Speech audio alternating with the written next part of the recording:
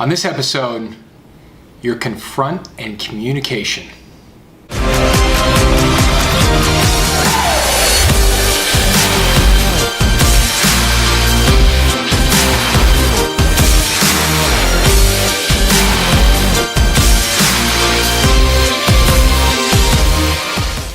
Hey everybody, this is the Quarter Show. We're talking about confronting communication today, and as it relates to selling. The thing I talk a lot about with our sales team. Nowadays we live in a day and age where you have this thing, you have a lot of people looking at the device, you have a lot of email happening, you have a lot of text messages happening, you have a lot of these different things where your level of sort of confront drops down. The communication levels, if there's different echelons of communication, right? In person, let's say public speaking being one of the highest, right? And then you have in-person meeting, and then you have phone, and then you have maybe email, and then you have text, maybe text, then email, right? It just drop, and you have this sort of confront and communication scale, or confront to communication scale, I guess. And the thing is that you're going to get the most done with the highest level of confront/communication scale, right? And you want to work to keep it there. So if it's in person or it's on the phone, those are really going to be the best options. And I try and disabuse my sales team of spending too much time trying to sell through email is generally a bad idea. And one of the analogies I gave today was, look, if I limited my conversation or my communication with my wife to just email, right? The level of sort of rapport and affinity would dramatically drop, right? Like it would quickly sort of deplete. And in order to fight that, obviously we want to have we have phone and very live communication. And similar in sales, right? It's more active. We have more, we're firing things back and forth. It's very active communication. It's engaging, it's productive conversation. And it's really enjoyable to have that live communication. But Robert, I've closed deals through email. Yeah, that's what we hear, right? And look, you have, okay? You've closed deals through email. I've closed deals through email. I get it. But if you really look at the big picture, and we're talking, let's not look at anomalies or the outlier. Let's look at the big picture and the most effective vehicle.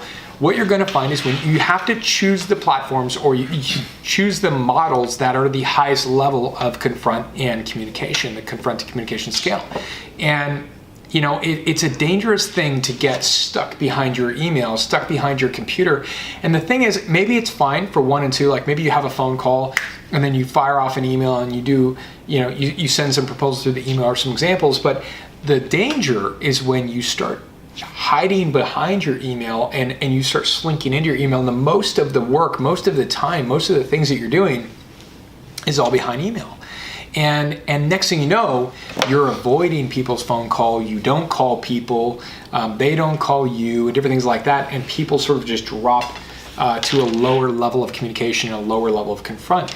And it can really, really, really plague your sales cycles. And it certainly hurts your actions. You've got to get live communication happening. You have to get them on the phone. You have to be on the phone in order to keep a very high engaged sales cycle. And look, I understand there's a lot of platforms out there. There's LinkedIn, there's email, there's text message, there's all these different sort of written forms. And all I'm saying is I want to challenge you to not completely drop out to a much lower level of communication, and challenge yourself to keep them in a high level of communication and you in a high level of communication. And I think that when you do too much email, you do too much of text and too much of the lower level of confront communication, you start to actually create fear. You actually start to create fear of the higher level. You start to get scared. You start to get scared or nervous to call people. It's a practiced thing. It's a practice. It requires getting in it and doing it. Yeah, and next thing you know, after a while, you get rusty on real communication, and you start to actually get afraid to call people and to have real communication, and you get almost rusty or out of practice. So the idea of going in person and presenting to a group, or the idea of having a one-on-one meeting in person, or the idea of having a phone call, literally has an effect on you where you're actually nervous, or you're actually scared, or you have butterflies, or you don't know what to say, and you go into this like rusty mode. And that's not good. That's not pro level sales. That's just not. Yeah, I mean, here's the thing is the truth about communication is that it has a lot of components to it. And we won't sketch out all the components here. But let's just at least agree that it has a human element to it, or it has a person, right? And so email, text, and all these different things are missing pieces of actual communication. We've all been misduplicated on text messages because we said something that came across as snarky when we should have put a smiley face. Yeah. Right. On email, things come across as very reserved, very like ultra professional, instead of like alive and with a person behind it. Yeah. It is literally missing you when you type out your message. Almost anytime I email a person directly, I have already just called them, or I call them immediately after. It doesn't matter if I leave a voicemail. I had a fellow call me today, and he may or may not end up reaching out to you, and he's like the owner of some PR agency and this and that, and that's great, or whatever. And he started talking to me, and he's like, well, should I follow up with Robert? And I'm like, yeah, absolutely. He's like, well, he was trying to sell us. Yeah, he was trying to sell us. Yeah. And I was like, yeah, follow up with Robert. And he's like, okay, I'll do this and that, but I won't be a pain in the butt and follow up that much. I'm like, no, that's actually exactly what you should do. You should. That's the thing. That's the only way to get a hold of this guy. It's perceived as a pain in the butt. It's perceived that way, and that's the problem. Is because each of us has been given by a very small percentage of people this communication that it's too much. One of my salespeople was told that he was being too thirsty. And in modern vernacular, colloquial, too thirsty means that you're very desirous, and it's coming across wrong. And because we get told by this by a very small percentage of prospects, it starts to generalize, and our ability to face what's going on and confront starts to drop down, and the human aspect of things start to leave us. Our emotion, all of this starts to leave, and we start to go back to email. You pull away. Yeah. Right, and it's like, here's the thing. I could go to probably 6 different websites right now of any company you want, and probably the word passion would be listed on their website somewhere. That's a whole different topic we should talk about another time. but I jargon keywords or marketing. Yeah, exactly. We don't want to be up on we should come back to that. But passion is somewhere on there. Now I tell you what, which is not a bad word. Richter is passionate. Yeah. We live it and breathe it, and we will never stop. It is actually in our culture. You go to these companies, I bet it was in some of their culture at some point. Yeah. But it's been battered down by don't call, or you call too much and back off, and blah blah blah, and eventually they're like a stone emails as a primary mode of communication. And I don't care if you're in sales or what post you're in. I don't care if you're in HR, I don't care if you're C-level. Yeah.